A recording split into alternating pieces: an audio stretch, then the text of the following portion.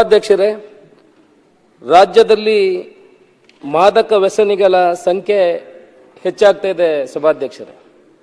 ಅದರಲ್ಲೂ ಕೂಡ ಯುವ ಪೀಳಿಗೆ ಮಾದಕ ವ್ಯಸನಕ್ಕೆ ಈಗ ಬಲಿಯಾಗ್ತಾ ನಾವೆಲ್ಲ ಕಂಡಿದ್ದೇವೆ ಸಭಾಧ್ಯಕ್ಷರೇ. ಈಗ ಬರೀ ದಕ್ಷಿಣ ಕನ್ನಡ ಜಿಲ್ಲೆಯನ್ನು ತಗೊಂಡ್ರೆ ಸುಮಾರು 147 ಜನ ಪೆಡ್ಲರ್ಗಳನ್ನು ಇಷ್ಟವರೆಗೆ ಅವರ ಮೇಲೆ ಕೇಸು ದಾಖಲೆ ಮಾಡಿದ್ದಾರೆ ಸಭಾಧ್ಯಕ್ಷರೇ. ದಕ್ಷಿಣ ಕನ್ನಡ ಜಿಲ್ಲೆಯಲ್ಲಿ ಸುಮಾರು 528 ಜನ ಮಾದಕ ವ್ಯಸನಿಗಳ ಮೇಲೆ ಇವಾಗಲೇ ಕೇಸನ್ನು ರಿಜಿಸ್ಟರ್ ಮಾಡುವಂಥದ್ದಾಗಿದೆ. ಬರೀ ಪುತ್ತೂರು ತಾಲೂಕಿನಲ್ಲಿ ಸುಮಾರು 26 ಪ್ರಕರಣಗಳು ಇವಾಗಲೇ ರಿಜಿಸ್ಟರ್ ಆಗಿದೆ ಸಭಾಧ್ಯಕ್ಷರೇ. ನಾನು ಗೃಹ ಮಂತ್ರಿಗಳ ಹತ್ರ ವಿನಂತಿ ಮಾಡಿಕೊಳ್ಳೋದು, ಅಲ್ಲಲ್ಲಿ ಏನಿದೆ ಡಿ ಅಡಿಕ್ಷನ್ ಸೆಂಟರ್ಸ್, ಈಗ ಮಂಗಳೂರಿನಲ್ಲಿ ಮಾತ್ರ ಫಾದರ್ಸ್ ಮುಲ್ಲಾರ್ಸ್ ಹಾಸ್ಪಿಟಲ್ ಅಲ್ಲಿ ಒಂದು ಡಿ ಅಡಿಕ್ಷನ್ ಸೆಂಟರ್ ಒಂದು ಮಾಡಿದ್ದಾರೆ ಸಭಾಧ್ಯಕ್ಷರೇ.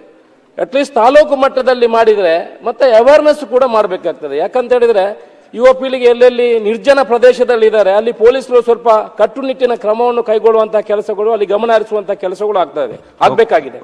ನಮ್ಮಲ್ಲಿ ಕೆಲವು ವೆಂಟೆಡ್ ಡ್ಯಾಮ್ ಮಾಡಿದ್ದಾರೆ.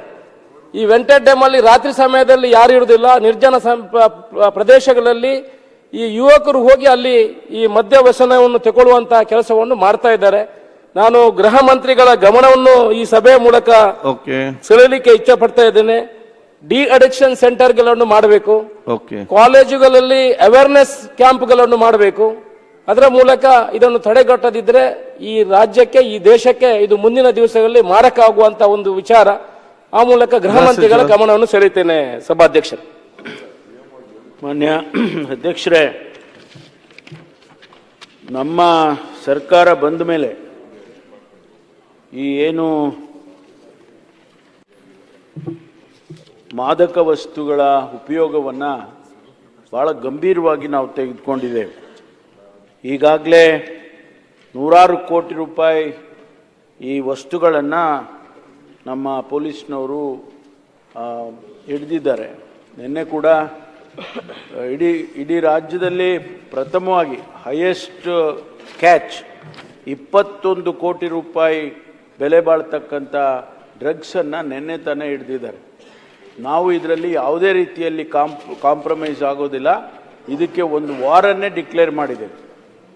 ಈಗಾಗಲೇ ನಾನು ಅಂಕಿಅಂಶವನ್ನು ಕೂಡ ಅವರಿಗೆಲ್ಲ ಕೊಟ್ಟಿದ್ದೇನೆ ಮತ್ತು ನಾವು ಏನೇನು ಕ್ರಮ ತಗೊಳ್ತೀವಿ ಅನ್ನೋದನ್ನು ಕೂಡ ಈಗಾಗಲೇ ನಾನು ತಿಳಿಸಿದ್ದೇನೆ. ಅವ್ರು ಹೇಳ್ತಕ್ಕಂಥದ್ದು ಡಿ ಅಡಿಕ್ಷನ್ ಸೆಂಟರ್ಸು ಮಾಡುವಂಥದ್ದು ಮತ್ತು ಶಾಲಾ ಕಾಲೇಜುಗಳಿಗೆ ಅವೇರ್ನೆಸ್ ಕ್ರಿಯೇಟ್ ಮಾಡ್ತಕ್ಕಂಥದ್ದು ಮತ್ತು ಅದೆಲ್ಲವನ್ನು ಕೂಡ ಮಾಡ್ತಾ ಇದ್ದೇವೆ ಅಧ್ಯಕ್ಷರೇ.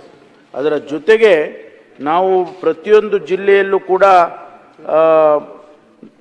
ಒಂದು ಎಕನಾಮಿಕ್ ಆ್ಯಂಡ್ ನಾರ್ಕೋಟಿಕ್ ಡಿವಿಷನ್ ಅಂತೇಳಿ ಸೆನ್ ಪೊಲೀಸ್ ಸ್ಟೇಷನ್ಸ್ ಅಂತೇಳಿ ಪ್ರತ್ಯೇಕವಾಗಿ ಮಾಡಿ 46 ಅಂಥ ಸ್ಟೇಷನ್ಗಳನ್ನು ಈಗಾಗಲೇ ರಾಜ್ಯದಲ್ಲಿ ಮಾಡಿದ್ದೇವೆ. ಭಾಳ ಗಂಭೀರವಾಗಿ ಇದನ್ನು ತಗೊಂಡಿದ್ದೇವೆ. ನಾನು ಮಾನ್ಯ ಶಾಸಕರು ಅವರ ಜಿಲ್ಲೆಗೆ ಹೋಗಿದ್ದೇನೆ, ಮಂಗಳೂರಿಗೆ, ದಕ್ಷಿಣ ಕನ್ನಡ ಜಿಲ್ಲೆಗೆ ಹೋದಾಗ ಅಲ್ಲಿ ನಾನು ನಮ್ಮ ಪೊಲೀಸ್ ಇಲಾಖೆಯ ಎಲ್ಲ ಸಿಬ್ಬಂದಿಯವರಿಗೆ, ನೀವು ಮಂಗಳೂರನ್ನು ಡ್ರಗ್ ಫ್ರೀ ಡಿಸ್ಟ್ರಿಕ್ಟ್ ಮಾಡೋದಕ್ಕೆ ಸಾಧ್ಯ ಆಗ್ತದಾ ಅಂತೇಳಿ 1 ವರ್ಷ ನಾನು ಅವರಿಗೆ ಟಾರ್ಗೆಟ್ ಕೊಟ್ಟಿದ್ದೀನಿ ಮಾನ್ಯ ಅಧ್ಯಕ್ಷರೇ. ಅವ್ರು ಒಪ್ಕೊಂಡಿದ್ದಾರೆ. 1 ವರ್ಷದೊಳಗಾಗಿ ನಾವು ಮಂಗಳೂರನ್ನು ಡ್ರಗ್ ಫ್ರೀ ಸಿಟಿಯನ್ನು ಮಾಡ್ತೇವೆ ಅಂತೇಳಿ ಅವರು ಆ ಚಾಲೆಂಜನ್ನು ತಗೊಂಡಿದ್ದಾರೆ. ನಾವು ಇದರ ಬಗ್ಗೆ ಯಾವುದೇ ಕಾಂಪ್ರಮೈಸ್ ಇಲ್ಲ, ಗಂಭೀರವಾಗಿ ತೆಗೆದುಕೊಂಡಿದ್ದೇವೆ.